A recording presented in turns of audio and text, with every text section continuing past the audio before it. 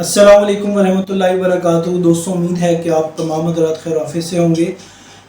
मैं बहुत कम इस तरह की वीडियोस बनाता हूँ, लेकिन चूँकि ये मेरा अपना फैमिली का मैटर है और जैसा कि आप लोगों को पता है कि अभी कोई एक हफ़्ता पहले एक बहुत बड़ा हादसा हुआ मुल्तान मोटरवे के ऊपर।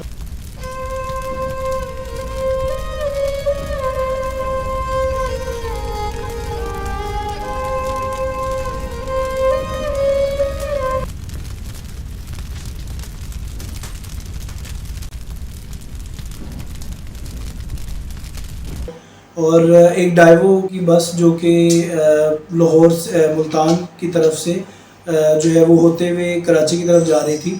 तो उस बस के अंदर मेरे दूर के 4 रिश्तेदार भी शामिल थे और वो एक फ़ैमिली, उसका ताल्लुक़ जो है वो लाहौर से अस्करी 11 से था। और उसमें तकरीबन उस फैमिली के 4 अफराद उस बस के अंदर सवार थे, एक ही फैमिली के। तो उसमें आप तमाम हज़रात ये जानते हैं कि उसमें जो हादसा पेश आया वो इस तरह से था कि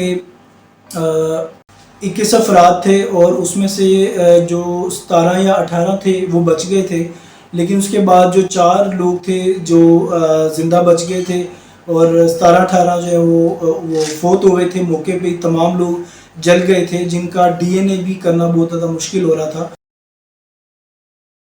लेकिन काफ़ी लोगों का DNA हो गया और उनकी लाशों को जो है वो पहुंचा दिया गया। लेकिन ये जो हमारी फैमिली जिनसे हमारा ताल्लुक़ था, ये जो 4 लोग थे, इसमें एक बाप, बेटा, बेटी और उनकी जो है वो बच्चों की वालदा मौजूद थी, जिसमें बाप और बेटा मौके पे मर गया। मौके पे वो आग से झुलस के वो बिल्कुल ही डेड हो गए।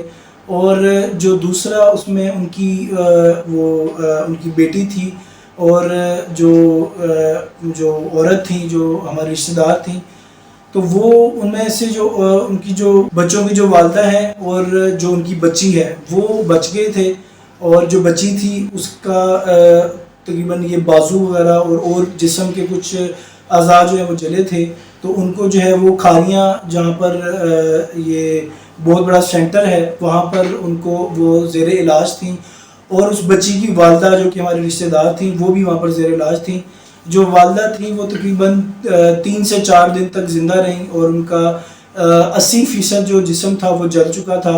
लेकिन बच्ची को भी ये नहीं बताया गया था कि उसके माँ बाप जो हैं, उसके जो वालिद और जो भाई हैं वो दुनिया में नहीं रहे, और उनकी वालदा को भी ये अभी तक नहीं पता था। उनको यही पता था कि वो भी इसी सेंटर में ज़ेर इलाज है। तो लेकिन वो 4 दिन ज़िंदा रहने के बाद कल उन मोहतरमा की भी डेथ हो गई, वो भी अल्लाह को प्यारी हो गई। और अब सिर्फ उनकी फैमिली में एक बेटा उनका और एक बेटी, तो ये 2 हज़रात जो है वो अब से ज़िंदा रहे। तो ये सारा कुछ बताने का मकसद ये है कि सबसे पहले तो आप लोगों से मेरी ये बहुत बहुत बहुत ज़्यादा रिक्वेस्ट है कि आप उनकी जो बाकी फैमिली है उनके सब्र के लिए अल्लाह से दुआ करें कि अल्लाह उनको सब्र दे, क्योंकि इस हालात के अंदर इंसान अपने होशो हवास खो बैठता है और अपनी ज़िंदगी से हार बैठता है। या तो वो ज़हनी मरीज़ बन जाता है या वो अपने आप को स्टैंड कर लेता है। तो अगर हम लोग उनके लिए दुआ करेंगे तो मेरा नहीं ख्याल कि हमारा कुछ ऐसा जाएगा, बल्कि उनका फ़ायदा हो जाएगा और अल्लाह हमसे भी राज़ी होगा और उनकी भी मदद होगी। पता नहीं किसकी दुआ लग जाए, तो ज़रूर मेरी आप लोगों से रिक्वेस्ट है कि उनके लिए दुआ करें। और दूसरी बात ये कि इन सब चीज़ों से ये सारे हालात अल्लाह रब्बुल इज़्ज़त की ज़ात अपने बंदों के लिए भेजते हैं। और एक चीज़ मैं आपको बताता चलूँ, हमें कोशिश ये करनी चाहिए कि एक तो हम जब मुश्किल वक्त में हों खुद, तो उसके अंदर भी अगर हमारी ये सोच हो कि कैसे मेरी ज़ात से लोगों को फ़ायदा हो जाए, तो ये टोटली सहाबा वाली सिफ़त है कि सहाबा का यही अमल होता था कि वो जब खुद मुश्किल में होते थे तो वो अपनी फ़िक्र छोड़ के सबसे पहले ये देखते थे कि कैसे मेरे भाई को मेरी ज़ात से फ़ायदा हो जाए। बल्कि एक मशहूर वाक़या भी है कि जंग के अंदर एक शख्स पानी पिलाने आए एक सहाबी को, तो उन्होंने आगे तश्कील कर दी, उस सहाबी ने आगे तश्कील कर दी। यानी सहाबा का ये जज्बा था जो कि आज हमारे लोगों के अंदर से ہمارے معاشرے سے، میرے اندر سے یہ ختم ہو چکا ہے، اس کو ہم نے اپنے اندر پیدا کرنا ہے۔ اور دوسری چیز یہ ہے کہ دیکھیں زندگی موت کا پتہ کچھ نہیں ہے۔ اس وقت جو ہمارے ملکی حالات چل رہے ہیں، ہم ان حادثات سے ہمیں سبق سیکھنا چاہیے کہ اب ہماری زندگی کا جو چراغ ہے وہ بجھنے کو ہے۔ تو جس طرح کا اس وقت ماحول چل رہا ہے ہماری پوری دنیا کے اندر، خاص کر کے ہمارے پاکستان کے اندر، تو ہم تھوڑی دیر کے لیے یہ سیاست اور علماء کے خلاف پروپوگنڈا اور لوگوں پہ تنقید، لوگوں پہ کیچڑ اچھالنا اور جو فضولیات جس کے اندر ہم مبتلا ہیں، اس سے ہٹ کر ہم اپنی کچھ آخرت کے بارے میں بھی سوچیں۔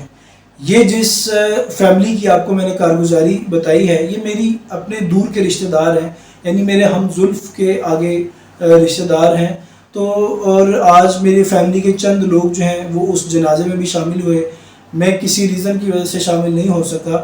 تو میری آپ لوگوں سے یہ مؤدبانہ گزارش ہے۔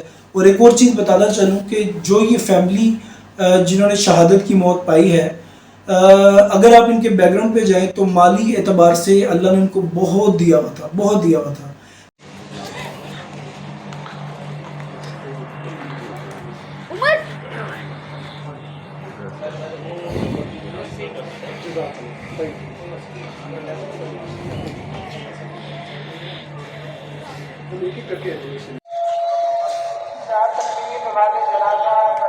الدنيا حسنة وفي الآخرة حسنة وقنا عذاب النار۔ اللہ علیہ جتنے مسلمان دنیا سے جا چکے ہیں سب کی مدد فرما۔ یا اللہ جتنے شہداء ہیں یا اللہ سب کے درجات کو بلند فرما۔ یا اللہ جتنے لوگ بیمار ہیں گھروں میں اسپتالوں میں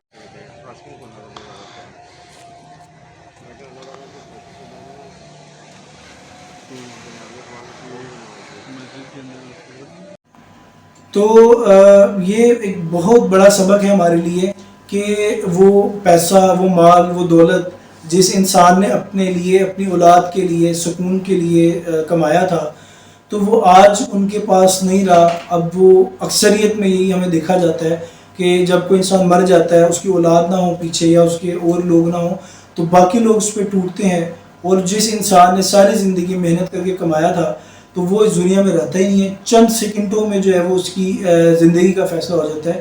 تو ان سب چیزوں کو کمانا ہے، کرنا ہے، لیکن ہم نے اپنے اللہ کو سامنے رکھنا ہے، ہم نے اپنی زندگی کو سامنے رکھنا ہے۔